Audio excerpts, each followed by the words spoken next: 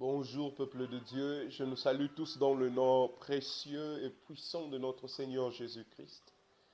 Et j'aimerais vraiment bénir l'Éternel, lui qui permet à ce que nous puissions avoir ce moment de partage aujourd'hui encore.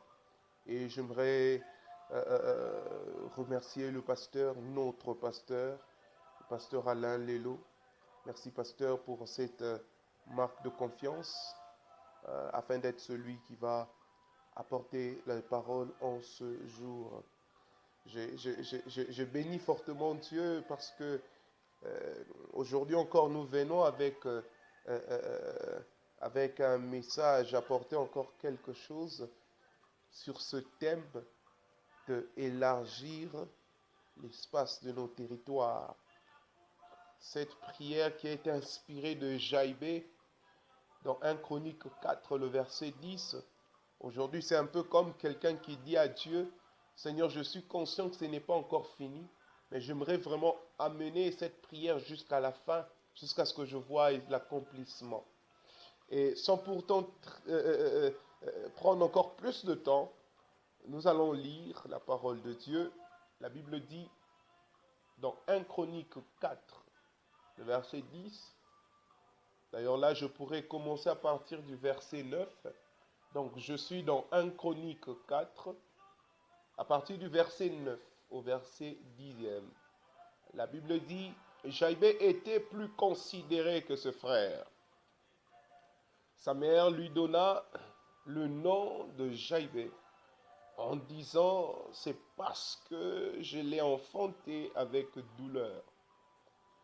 Jaïbé invoqua le Dieu d'Israël en disant, si tu me bénis et que tu étendes mes limites, si ta main est avec moi, et si tu me préserves du malheur, en sorte que je ne sois pas dans la souffrance, et Dieu accorda ce qu'il avait demandé. J'aime bien comment est-ce que ce verset 10 est introduit. La Bible dit, Jaïbé invoqua le Dieu d'Israël.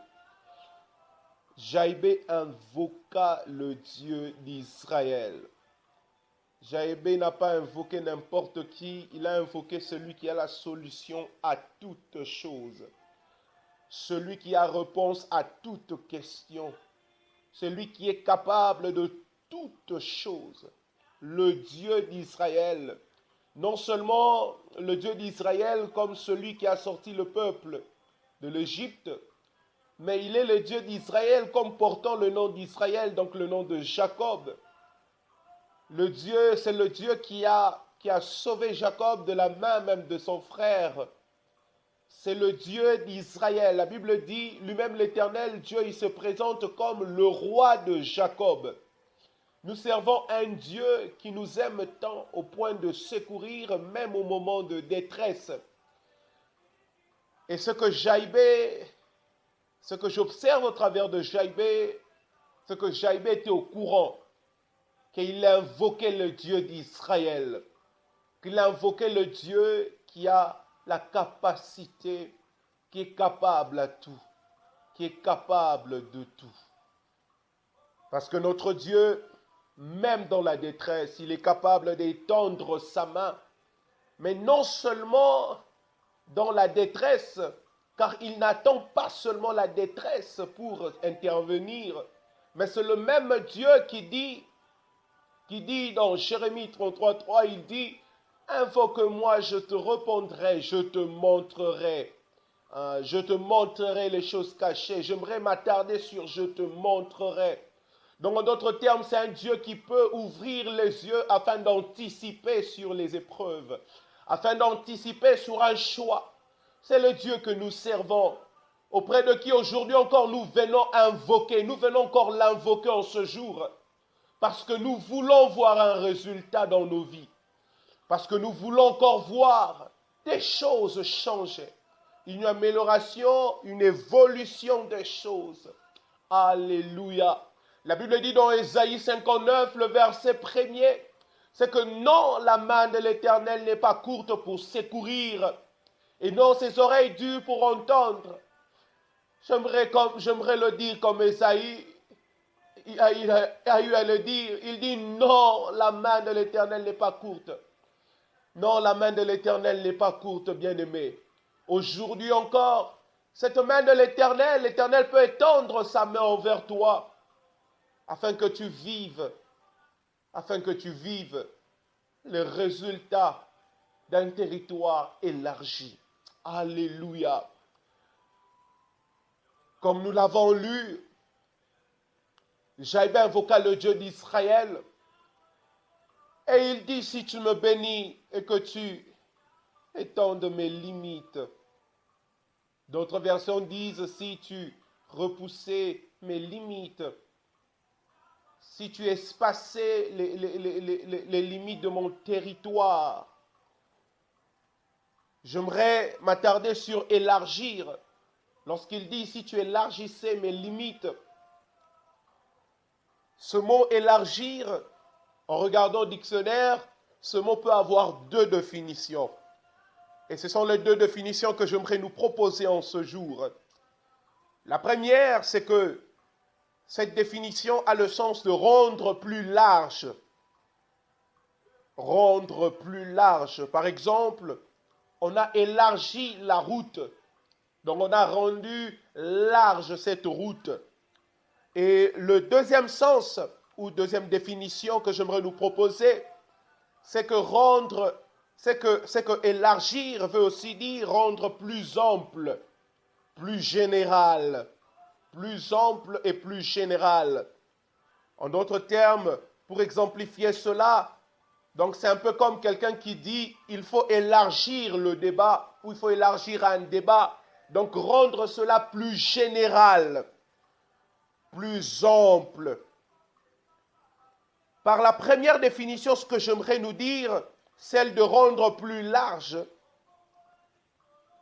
qu'on est exemplifié par, on a élargi la route par exemple, rendre plus large.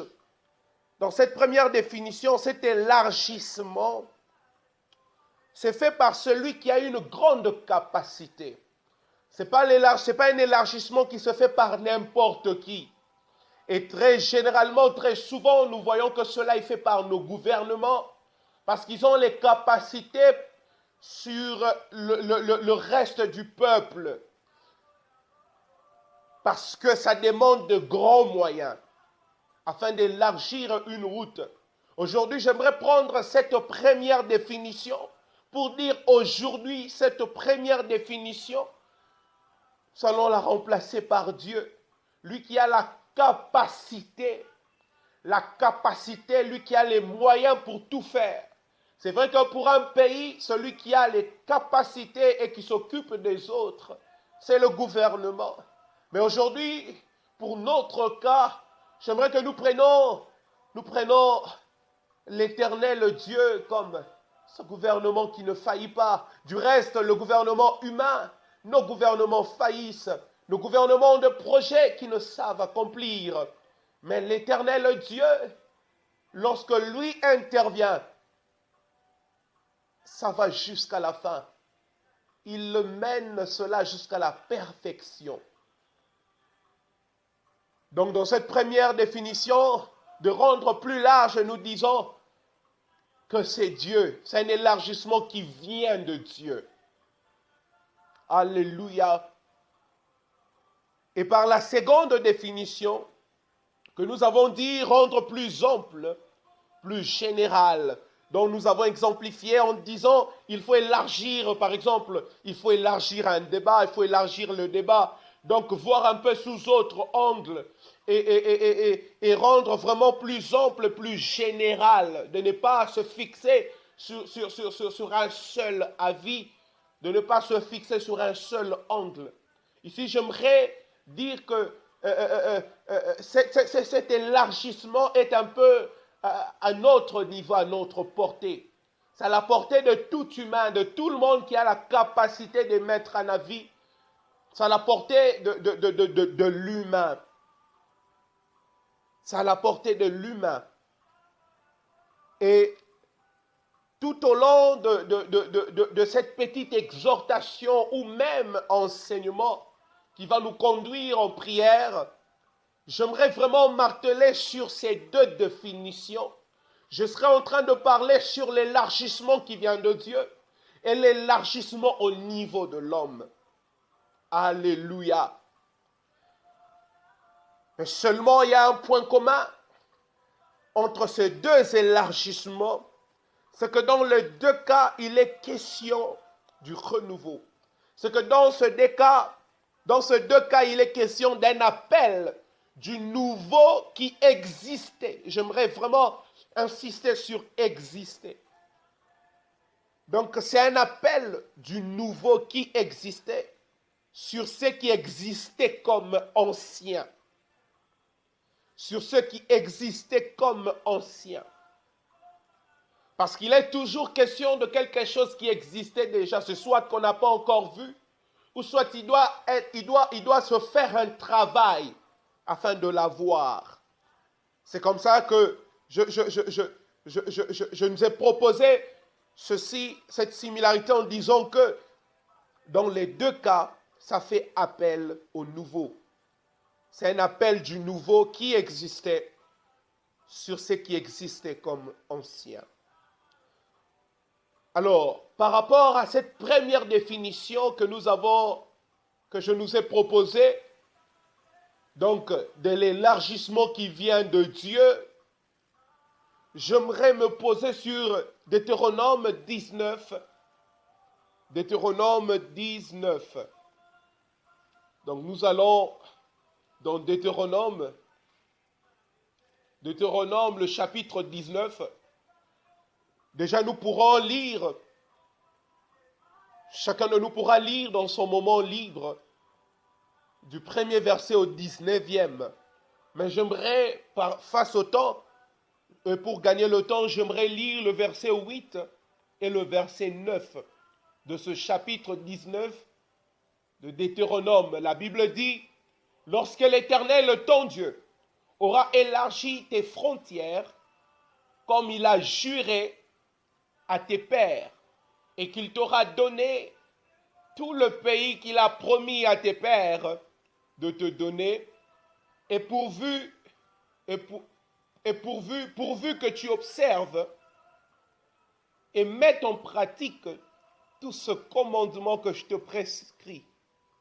Lorsque l'Éternel ton Dieu aura élargi tes frontières, comme il a juré à tes pères, et qu'il t'aura donné tout le pays qu'il a promis à tes pères de te donner, pourvu que tu observes et mettes en pratique tous ces commandements que je te prescris aujourd'hui, en sorte que tu aimes l'Éternel ton Dieu et que tu marches toujours dans ses voies, tu ajouteras encore 3 villes à ces 3-là. Alléluia.